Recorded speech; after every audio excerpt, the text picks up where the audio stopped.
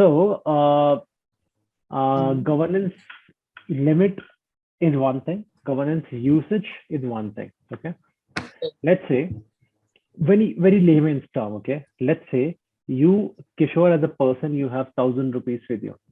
Okay, now you want to buy 20 different items for, let's say.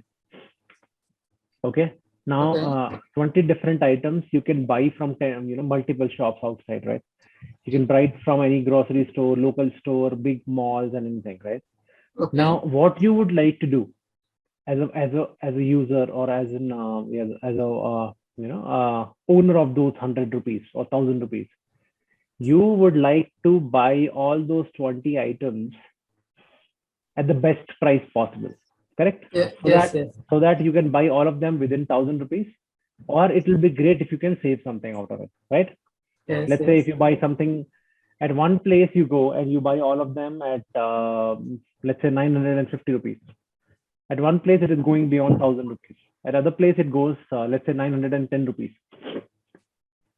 Now your criteria would be to buy it at the best possible price and make sure that it is doing or solving the purpose, right? Let's say if you want to buy some cheese, for that matter, right? You will buy a cheese with a good brand, make sure that it is not expiring soon, and with the right, at the right best price possible, correct? That is what you will do as a owner of those 1,000 bucks, right?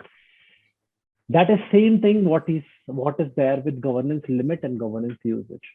Now as a user, you are writing a piece of code, or you are building your logic in user event script example.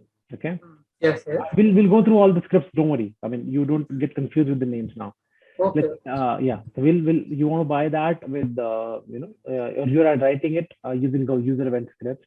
You know that user event script has a governance limit of 1,000 units. Correct? As a developer, you know it has 1,000 units, and you have to process, let's say, 20 records.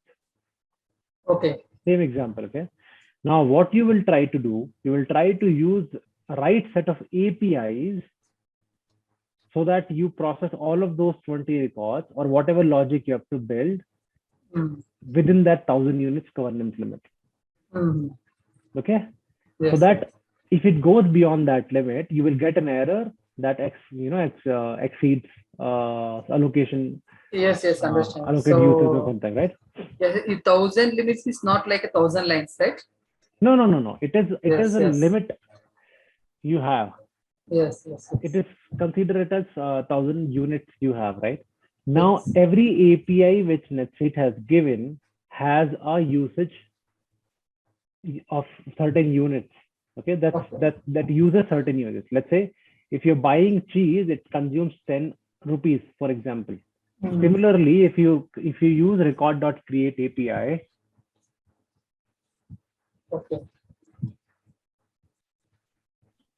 it will consume 10 units. Sorry. Okay, so if you use record.create API, it is going to consume 10 units. Now, if you need to, let's say, create 20 records, and you're using the same record.create API 20 times, which means 200 units are gone. Correct? Yes. Now you have 800 left. 800. Yes. Okay. Correct. So this is the kind of logic. Correct? Okay. Yes. Understand. You got it, Ram? Yes, got it. Perfect. So now the next thing is record browser. Okay. Now Netsuite has provided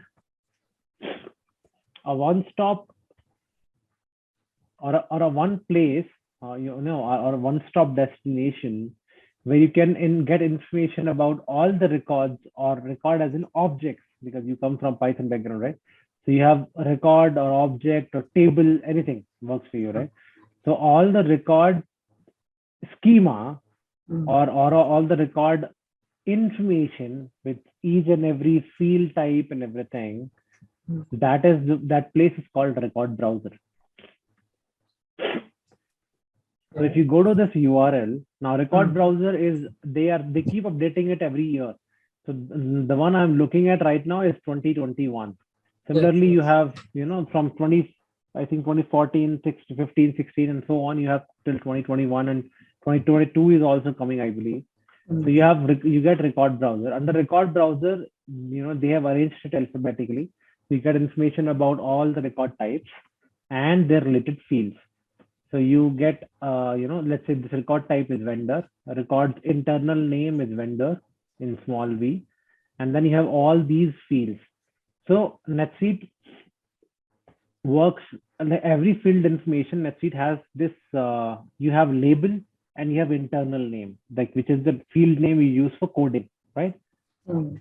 So you have a label which is visible on the UI, and then you have its internal ID or internal name, which is the field name which you're going to use in any programming or any scripting you do, right? Yes. So for example, you have the field as account and internal ID is account number. You have, I think you have primary contact, field ID is contact, internal ID. You have company name, field ID is company name. So similarly, you have email preference, and so on, right? So you have, These are the field IDs. yes. So you have Mm. field labels, field IDs, field type, if it is mandatory or not, and some description like what this field does. Mm. So this is a place to get information about all the fields, and then if there is a sublist. So NetSuite, okay, as an object structure, NetSuite work in a header and line concept, right? So you have Okay. a header information, and then you have lines attached to it. So let's say you have a sales order, and then you have sales order lines. You have purchase order, you have purchase order lines. Okay. These are called sublist. Like lines, we don't call it lines in NetSuite, we call it a sublist. Sublist. Okay. So let's say you have vendor. So all that information is there on vendor, and then you have vendor sublist. So we have address as a sublist. We have currency as sublist. We have tax registration as a sublist. And then this also tells you how you join it with any other table. Like these are all the joins available. These are all the search filters available. So all that information is there in this record browser. But this is there only for all the standard records and all the standard fields which NetSuite has.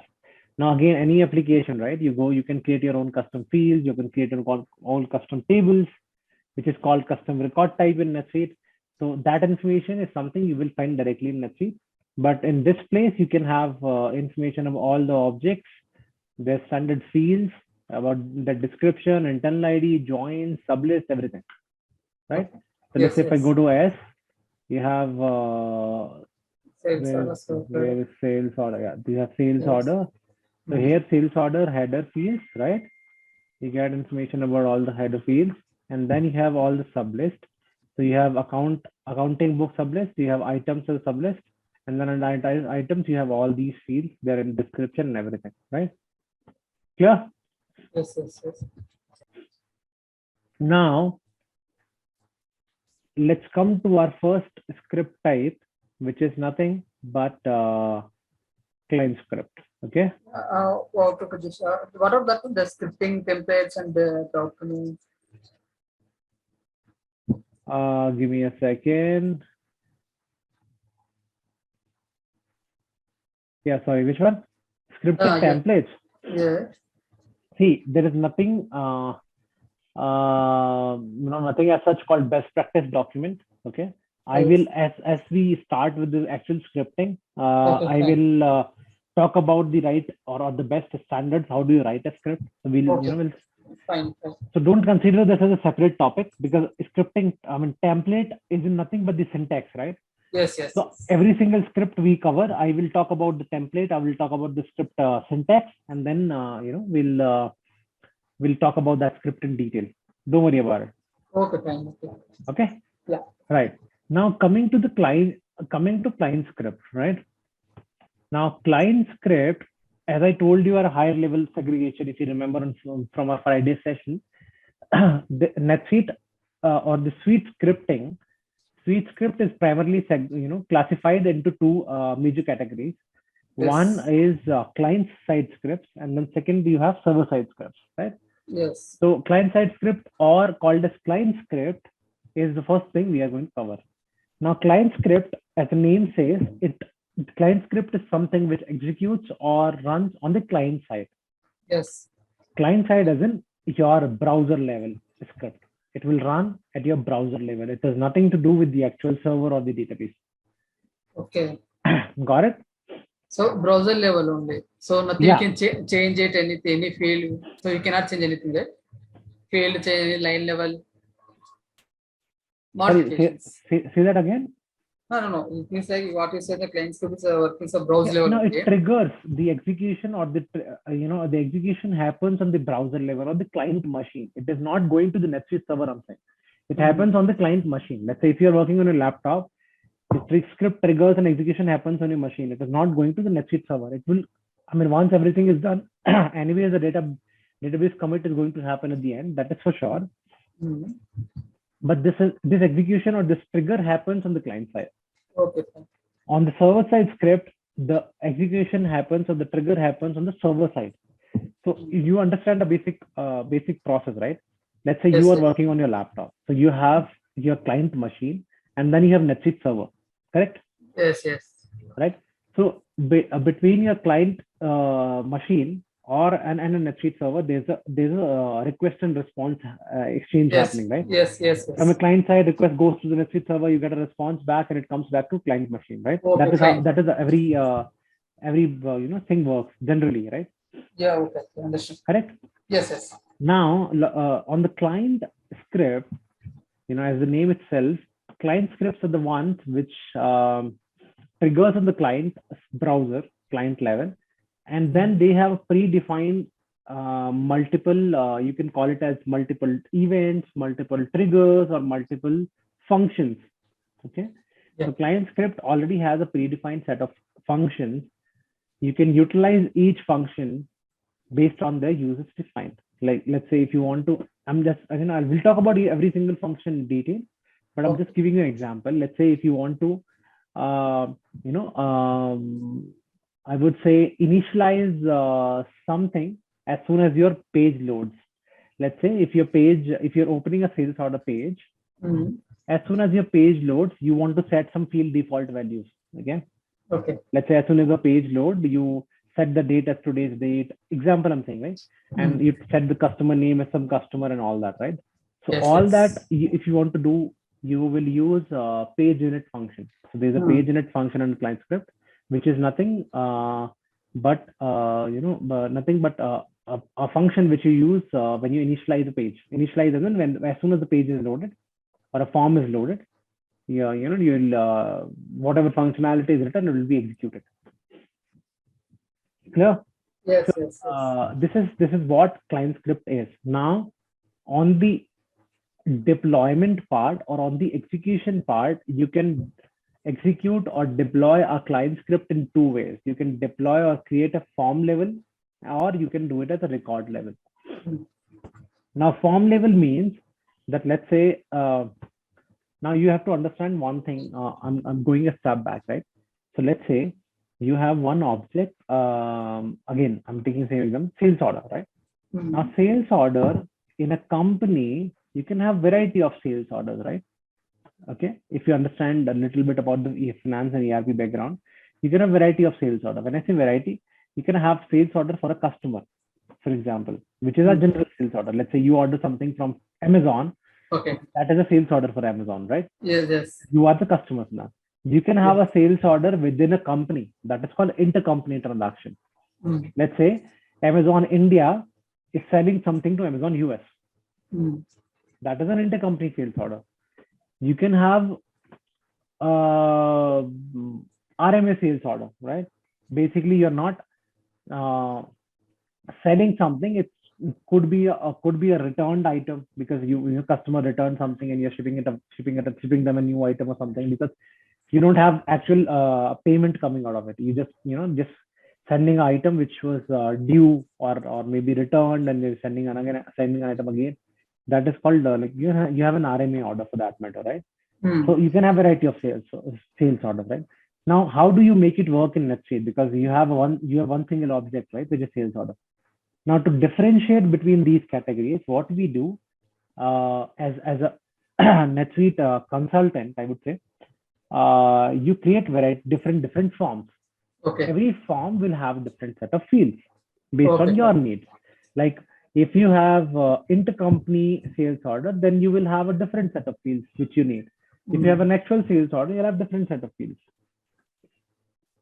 And then if you have an RMA order, then you'll have different set of fields. Now these are called forms. So you can create your custom form. By default, Netsuite has a standard sales order form, right? Again, you can customize and create your own forms. You can remove some fields, you can add some fields, hide some fields, whatever. Okay. So these are called forms. Now client script can be deployed on a form level. Let's say if you want to run one particular client script only for regular sales order, not for RMA or intercompany. So what you would do when you deploy it, you will deploy it only for the regular sales order form. You will select that form name. Correct? Okay. Yes. Second way of deployment is that you deploy it on a particular record. Okay. Let's say you deploy a client script on a sales order record itself. Irrespective of what form you're working on, it will anyways trigger because you're deploying it on sales order. This thing is entirely dependent on your business needs. What is the actual business problem you're trying to solve? Based on that, you will decide you want to go form level or record level. Correct? Yes. You clear with that part, right? Now, coming to the different functions or trigger types we have in client script, right? Okay. So now, if you see here, this is the entire list. Forget about last two because last two are recently added and you will hardly use them. I'll talk about that, don't worry. Now, first thing is, let me, start, not go with this sequence. I'll start with the page init. Okay. Now, page init function, you see this description, defines the function that executes after the page completes loading. So as soon as your page is loaded, this function will trigger. Yes. Okay. Correct? Yes. Now, what you can do as part of page init, you can set some default values. You can remove, disable or enable fields. Let's say if you want to hide some fields, if you want to disable some fields, disable as in make it as grayed out field. Like you can see the field, but you cannot enter any values because it is not editable basically. That sort of thing, right? It's not editable. Yes. You can enter. You can't enter, right? Yes. You can change the field availability, which means you can hide the field. You can add certain flags, like if you want to notify the user. Let's say make sure you enter this field value, some sort of this, right? You can make any field mandatory. Like Netsuite as a application or as a record, you will have certain mandatory fields, obviously, right? That if you're creating a sales order, you would definitely need a customer, correct? Okay. Other than that, you can make some additional fields mandatory based on your business needs. Let's say you want, if the user is creating a new sales order, you have a custom field and you want to make it mandatory. You can do it using a page init function. Okay. Yeah. Correct. What's this one? This provide alerts where the data being loaded. Okay, fine. This you can create alerts. So I'll show you with an example. I mean, don't go with all that list. Don't worry. Okay, I'll show you an example, which means you can provide alerts. You can show an alert that set this field value or make sure you set this field value. Make sure you don't enter this field value. Some sort of alert, basically messages, alert, pop up. You understand pop up, right? Pop-up messages, basically. That is called alert. Now, in this, you have one parameter called script context, right? In the function, page init function, you have a parameter called script context. The script context generally, captures the current record because your script or your this client script is running on one particular record, right? Because as soon as you load a page, or a form, right, which means a particular record is being loaded or particular data, it could be create or edit, whichever mode you're working on. When the record is loaded, you have the record entire object. I mean, I know you come from a Python background, right? So it is easy to understand. You understand this object-oriented programming concept, right? So, so you have this entire object as a parameter, which is your current record. and then you have mode. Mode could be a copy, create, edit, X edit, anything, right? Yes, yes, yes. So it current data means it's captured. So capture current data. Current data, basically. You can consider that Yes, as current data, yes. right? So we can, yeah, it is captured. We can whatever it is like mode, we can copy it, create and edit whatever it is. Okay, fine. Correct. Yes. Now,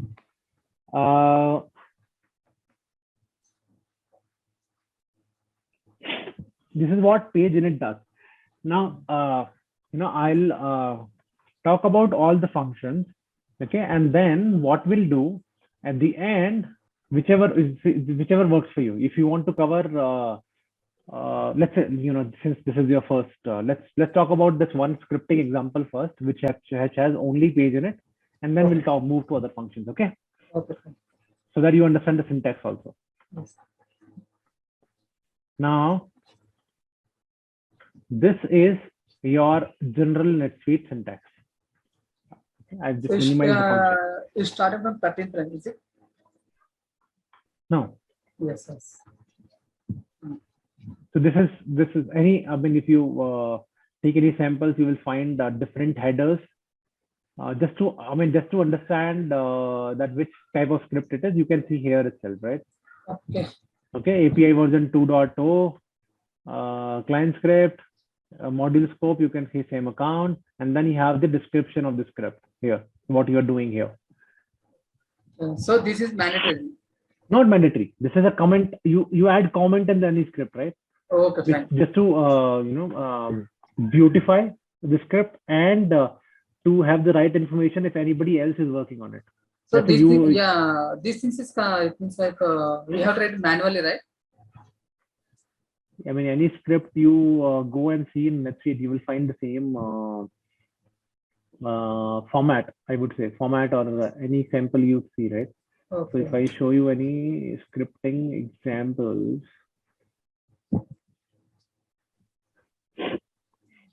So there's a page in it only, there's one sample example.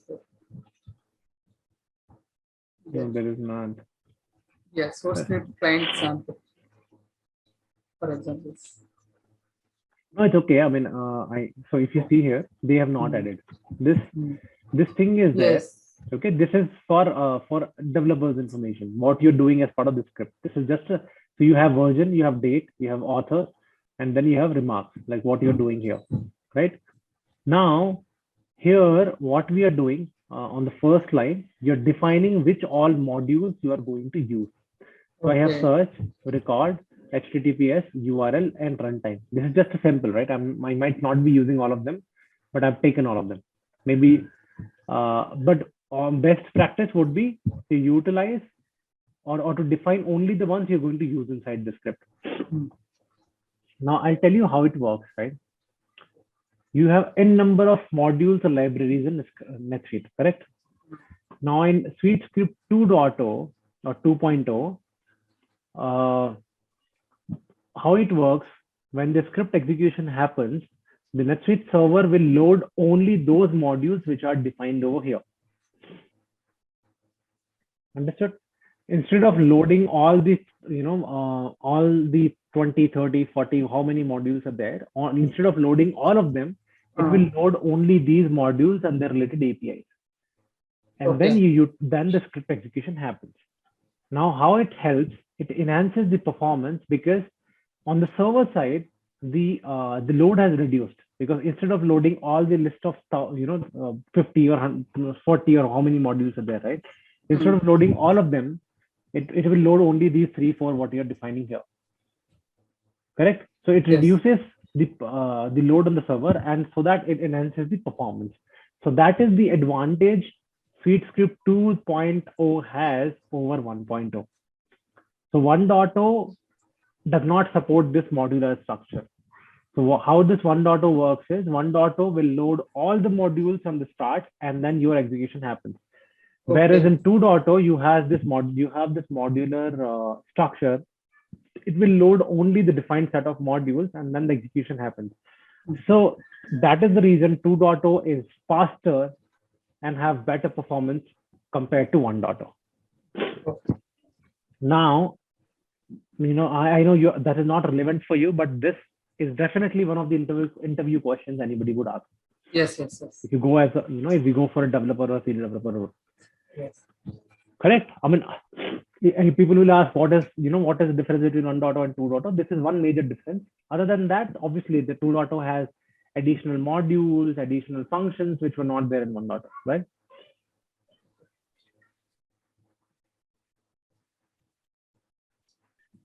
Clear? Yes, yes. Okay. Now here, what you do, you define all the modules, and then you have this function where you're just taking an alias for these modules. Yeah, for the model, you can mention the function there. Correct. Yes. Inside the function, you've taken them as alias, right? You've taken n/record as a record. Now, wherever you use, instead of using this entire name, you will use record as an object and then record.api name or something, right? Okay.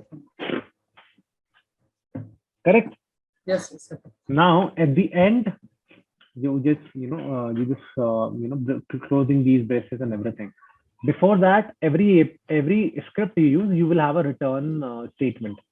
What this return does, you map the function names to the actual script function names. Now, the easiest way to keep the same function name, right? Like client script, a standard function name is page in it. You also keep the function name as page in it. But let's say I don't keep it as page in it. I call it as anything else, test function or anything. Now here in the return part, you map this page in it is the standard page in it name, and then you map your function name here. So that the script understands that this function you have returned maps to page in it function, and it will execute it accordingly. Okay. Right. So here we have only one example. Similarly, let's say you have second function, let's say validate line or validate field, right?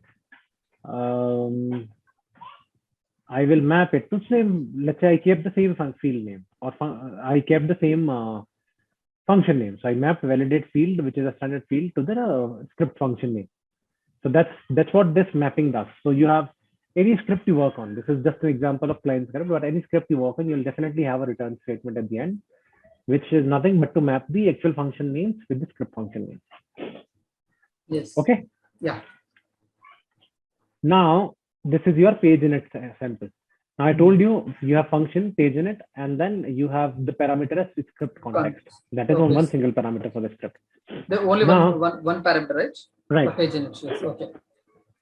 Page init itself is an object, so you'll have separate detail within that object, right? Now, as part of best practice, anywhere in the world, when you're working on any script, you will have a try catch block.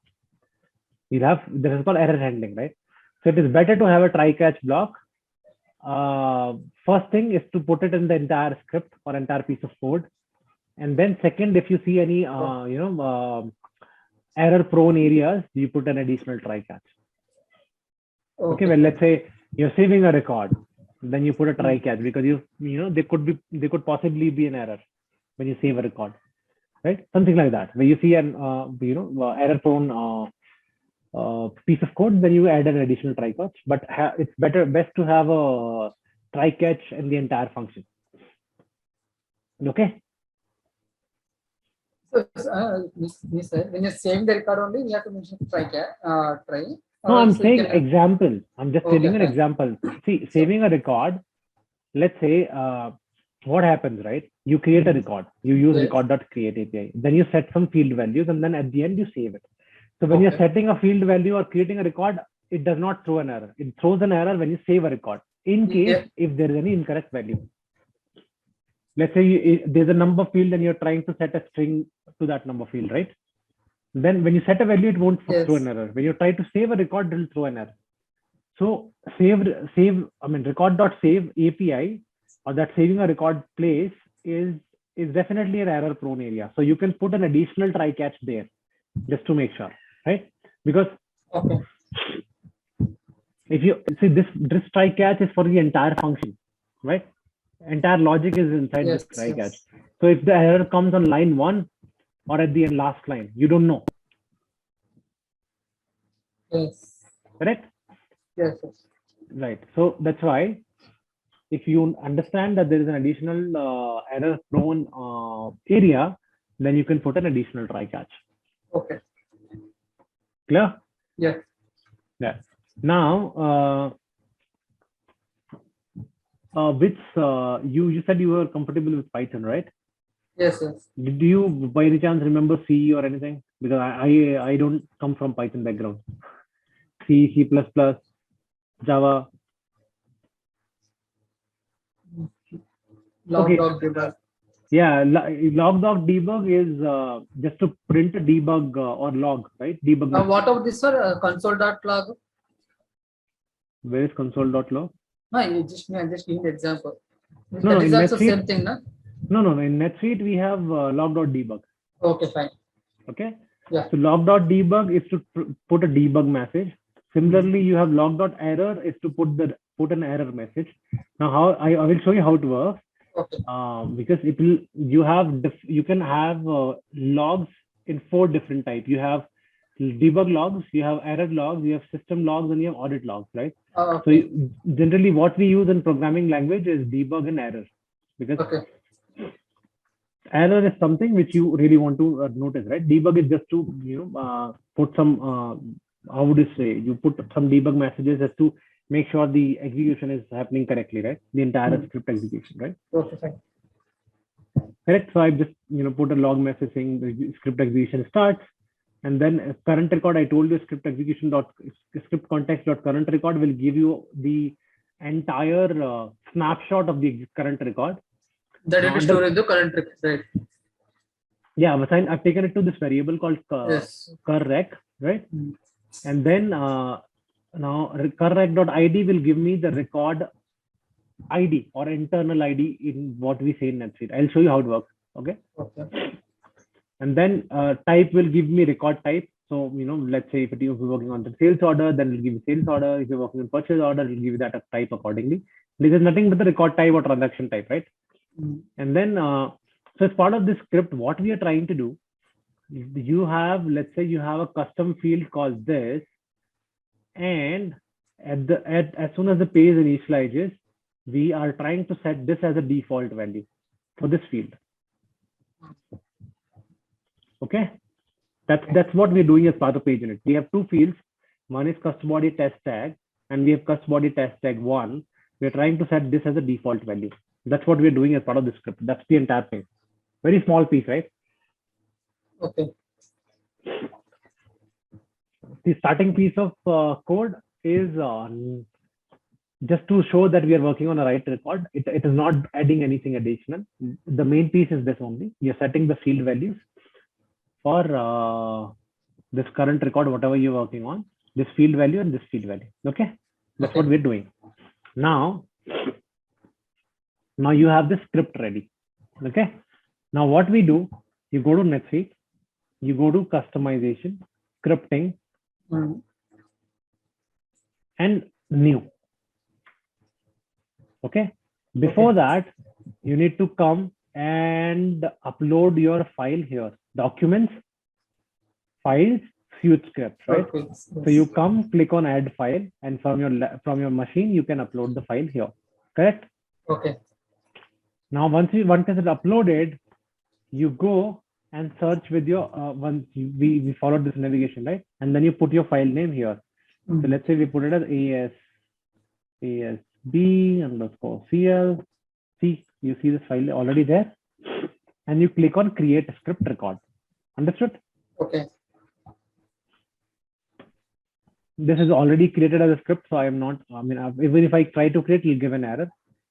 Okay. Now,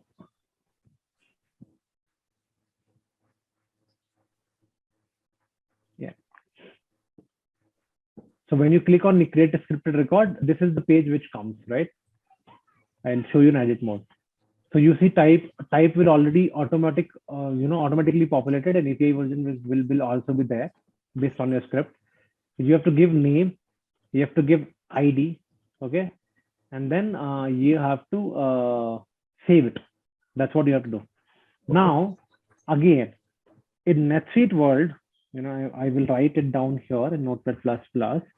Okay, every time you give any name, whether it is a custom field, custom form, script, any custom thing you're doing, any customization you're doing, you give the naming convention as underscore and then your whatever logic you're doing, right? So I'll tell you the best practice, okay? Underscore, let's say, then you add your company initials. Let's say right now, this training instance we're working in, it is ABCZ Inc., right? ABC. Yes. So let's say I ABCZ. And then what script type? So let's say if it is client, I'll add CL. If it is so if it is client CL, if it is user event UE, if it is suite late SU, if it is scheduled script SS, if it is map reduce, you add MR. If it is restlet, you use RS.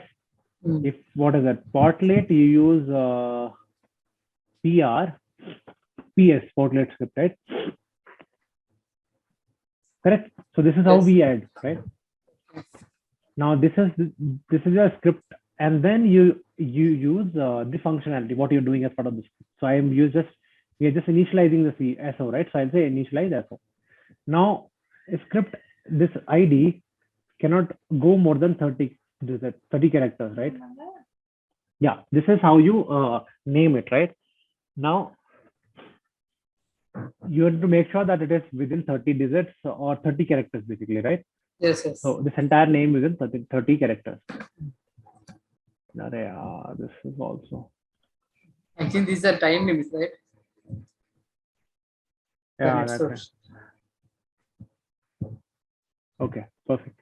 Now, this is how you correct. So as soon as you save it, this thing will be added by Netsuite on its own. So if it is a custom script, it will be added as custom script. If it is a custom field, it will add as custom body, line based on the type and everything, right? So this is something Netsuite adds its own. So this becomes your ID, right? So you have to give only this part in every customization you do, correct? This is something which Netsuite adds its own.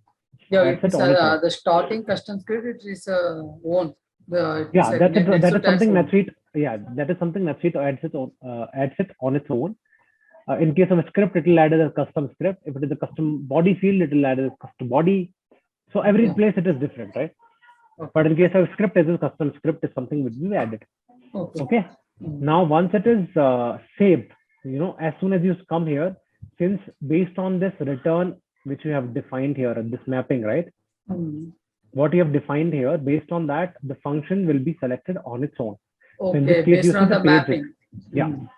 So you see page init is already selected, and it is not even enabled for you to select anything else. Yes, yes. Correct? So it is automatically selected. If there are any parameters, you can add some parameters here. If you have any script parameters. Okay. And this is where you will see execution log. So you see type, I told you, right? You have error, you have debug, you have audit, you have emergency, you have system. So these are all debug types. Sorry, log types. Log.debug, log.error. Log.debug, log.error, log.audit, all that is available. Right? Once the script is created, then what you do, you create a deployment. Right? Let me save this. So you have this button enabled called deploy script. Yes. So you click on this and deploy. So I've already deployed it. So I'll open this existing deployment. So you see the script is deployed. This is your script name. I have applied it to sales order. So this is a record level deployment. Then you give the same name here. Here it will be added as custom deploy because it is a deployment. Status, you have to set it as released. Let me click in edit mode and show you. Yeah. See, I selected the order, record as sales order. Deployed. It means, yeah, this applies to, it means that based on the script, we can apply the sales order, purchase order right now, right? See, in case of client script, you can apply it to one particular record type, right? Okay. If you are applying it sales order, you applied it here. If you want to apply this or use the same script for sales order, purchase order, and other transactions also, then you have to create those many number of deployments. Okay. Let's say if you are applying it to sales order, deployment. If you're applying to purchase order also, you create another deployment and apply it to purchase order. Okay. Okay. Yeah. Then you have to set the status as testing if you're testing it internally. In case of testing status, it will trigger only for you. Okay. You as in the person who has created the script. Okay. If it is released for the entire Netsuite instance. So it will trigger for everybody. Then you have event type here also, or you can define your event type in the script also, whichever works. We have not right now we have not restricted to one particular event type, but you can restrict or run it based on a particular event type. Event type as in if you want to run it only for create or only for edit or only for copy, something like that, right? You can do in the code also. You can select it on the deployment also. So this is something which is recently introduced. Okay. Right? And then you have log level. So log level, as in if you select it as debug, it will put all the logs, debug, audit, everything. If you select it as error, you will see only error. You will not see any debug logs or anything else. Okay, sir. So the best practice is to put it as debug when you're working on sandbox. Okay. Okay, now it is released. Checkbox deployed is checked, right? Now you have this audience tab or you call it a sublist, right? So you can restrict a set of role you want to apply this script to. You can select a set of groups. You can select a set of employees, departments. This is not the right or multi-subsidiary instance. If there are multiple subsidiaries, then you can select the set of subsidiaries also you want to apply it. Generally, any developer who writes a script, we generally do it for all the audience, right? The entire audience, all the people, all the employee, all subsidiaries, everything. So what we do, we select all of them. It means like this I didn't understand this sublist characters, the roles one and the groups, the partners, department, employees. So you have selected all now. So this will work on this all employees, or the employees can see the script? No. This will work for all the employees. Okay. This will work for all the employees. This will work for all the roles, all the groups, all the departments, everybody. Okay. Suppose so generally that is what we do. Okay. In testing mode is there, no? Testing can you go? No, in testing it will work for you only. Okay. So when I say it works for all of them, which means let's say you have let's say you deployed this on a sales order record, right? Yes. Let's say I am there as an Akhil as a user. I have AP clerk role. Okay. And let's say you have unchecked AP clerk from this list. I'm giving you an example. So when I work on sales order record, my role is AP clerk, so it will not work for me. Okay, fine. Understood? But by default, generally, any script you do, right, we select all of them. We select all the roles, all the groups, all the employees, all the department, because you will hardly have a requirement where you want to restrict it on a role basis or employee basis. Okay. Okay. So generally, by default, you select all of them. But if that'll be a pretty rare case that you find such requirement that you have to trigger it only for a particular role or only for a particular people, then you can select accordingly. So this is the importance of audience, and people might ask this question in an interview. How can I restrict a client script only for one particular role? So this is how you can do. Yes. This is definitely where you can do. Right? Yes. Here you have context filtering, does not matter if you want to restrict it to one particular context. When I say context, it means how you are accessing that particular record. You can access it from user interface, UI. You can access it from any integration, right? You can access it from any other script. Let's say you have a script which is doing something on sales order, right? So that is another context. And then you can do it through CSV import. So all these list of contexts are available here. You can select by default, all of them will be selected, but if you can restrict if you don't want your script to trigger in one particular context. Okay. Then here you will see logs once the script executes. Okay. Now let me go and open a new sales order for that matter. Okay.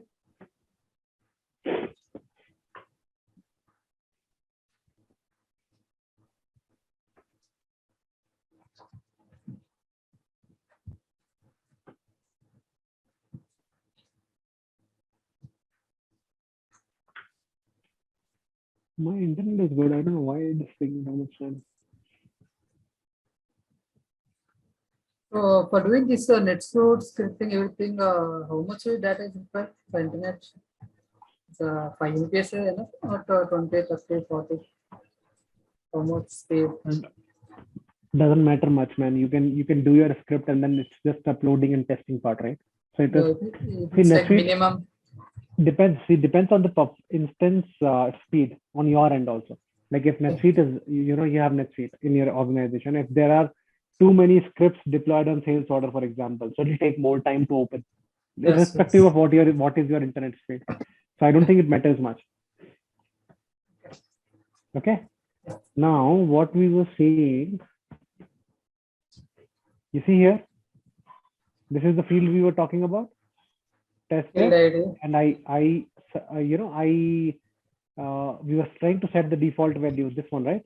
1, 2, Yes, 3, yes. 4, 5, 6, 7, 8. You see here, Yes, yes. custom body test tag 1, 2, 3, 4, 5, 6, 7, 8. So as soon as I loaded this record, you can see this value is there. Okay, okay, fine, fine. It means like that the field has separate custom field ID, the test tag, right? So I told you, right? Every field has a label and ID. It means it is a custom. So it means like we are in the custom. It Correct. means like It's a custom field. When you see custom field. custom body added, right? It is a custom body field. Okay, If there is a line level custom field, you will see line. okay, So this is a custom field, and we are setting the field value, and you can see it is defaulted here, right? Okay.